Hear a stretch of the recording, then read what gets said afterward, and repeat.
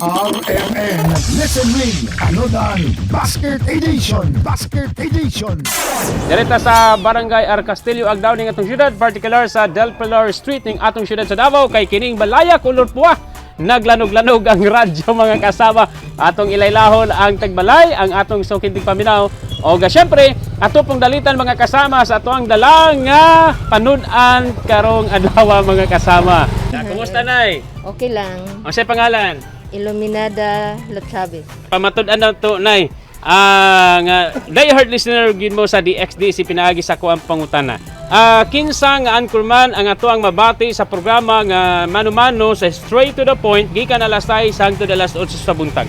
Si John Duterte. John Duterte mga kasama. Correct kaayo, certified nga listener. O gatungod niya na nay nami dala nga panudan para sa inyo anay. Unsa man ni ham nay. Duha ka buok ni. Duha ka buok O nya. Itlog o bulad. Bulad. Favorito ni Ayan. Pablito. Unsa may pinakamaayong putahe aning kuan? Prito na diretso.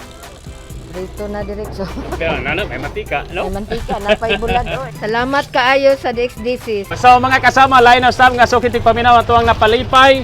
Pinaagi mga kasama sa tuang dalang panudan.